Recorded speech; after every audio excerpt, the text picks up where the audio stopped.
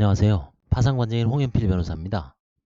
오늘은 41세 남자의 파산 신청서에 소유 부동산을 기재하지 않은 사안을 한번 소개해 보겠습니다. 채무자는 2013년 8월 실직 전까지 2006년부터 월 200에서 300만 원의 수입이 있었으나 주식 투자 실패로 빚이 누적되어 5천만 원의 빚을 지고 파산에 이르렀습니다. 당시 아마 2008년도에 서브프라임 세계 경제 위기 혹은 리만 브라더스발 세계 금융위기라고 발생했었죠. 퇴직 전 개인 채권자에게 퇴직금 500만 원을 수령하여 일부 빚을 변제한 사실을 누락했는데 2008년 모친으로부터 증여받은 전남 어떤 섬의 토지 공시지가 약 500만 원, 시가는 800만 원입니다. 를 신청서에 기재하지 않고 누락을 했습니다. 누락 사유는 섬에 위치해 있으니까 그 토지가 가치가 없는 것으로 기재하지 않아도 된다고 신청서를 도와준 사람이 권유했다고 진술했습니다. 변호사, 법무사 등 선임하지 않고 본인이 신청서를 제출한 것 같습니다. 채무자는 현재 독신이고 면책 불허가 사유가 명백함에도 땅의 매각에 대한 의지가 별로 없어 보이고 협조가 불가능합니다.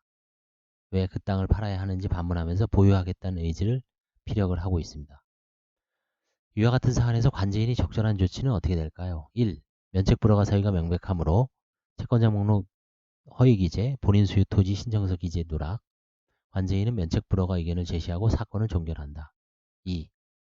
파산 절차는 청산 절차이므로 면책 불허가 사유와 무관하게 시골 땅을 한가하여 채권자에게 나눠주고 면책 불허가 의견은 유지한다. 3.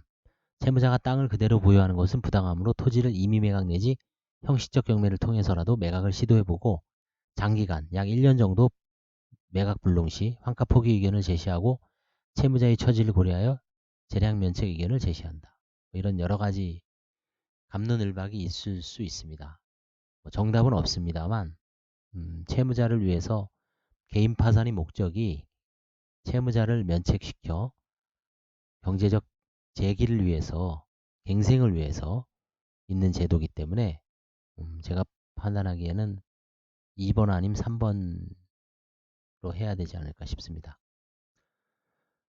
사안을 놓고 쭉 보시면 채무자의 주거 이력은 마지막에는 보증금 2,100만 원에 월 5만 원 정도의 그 셋집을 전전을 했습니다. 2000년에서 2011년까지 보험회사 다니고 건설회사 다니고 월 200에서 300 정도. 그다음에 2011년에서 13년 사이에서는 가스회사하고 식품회사에 다녔습니다.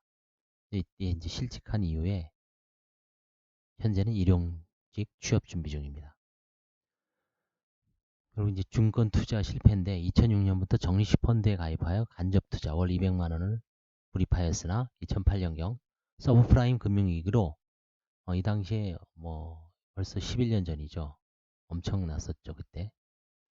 MB 때인데 절반 이상의 손해를 보았고 이후 은행 대출 및 카드 대출, 주식담보대출을 통하여 주식에 직접 투자했으나 실패하고 4,700만 원의 채무를 신용회복위원회에 채무조정, 워크아웃이라고 하죠. 채무조정을 신청하여 월 50만 원씩 분할 변대하던 중 7개월을 납입하였으나 이게 아마 거의 96개월인가 그럴 겁니다. 실직으로 변제하지 못하고 파산에 이르렀고 워크아웃 7개월, 어머니 계시고요. 결혼 안 했고 채권자는 3명, 국민카드, 국민은행, 부실자산관리.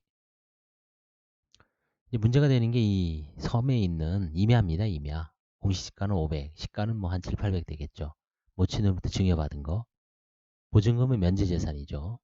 그래서 이거를 채무자가 매각에 좀 협조를 해야 되는데 협조에 응하지 않을 때 강제인이 강제로 환가할 수는 있죠. 채무자 소유 부동산이 존재하는데 이걸 신청서에 기재하지 않고 이제 파산 신청이 이르는 거죠. 그럼 결국 이제 지금 2020년 2월 1일부터에 의하더라도 채무자 본인 거는 충실하게 내게 돼 있죠.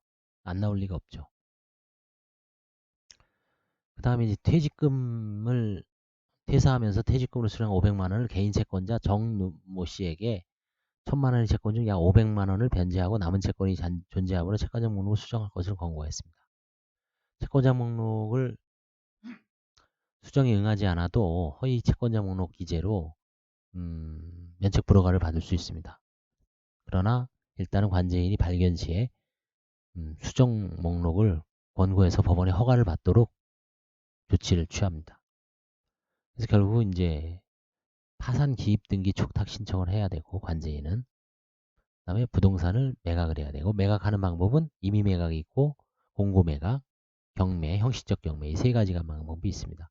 주로 이런 잘 안 팔리는 토지는 대법원 파산 회생 재산 매각 사이트를 통해서 공고 매각을 하고 거기서도 안 팔리는 건 아마 경매에서도 안 팔린다고 봐야죠.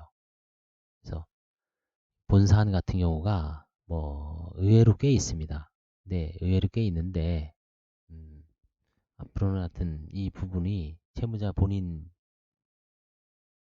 명의의 어떤 재산은 성실하게 신청서에 기재를 해서 신속하게 어떤 파산 절차를 진행하는 게 좋겠습니다. 감사합니다.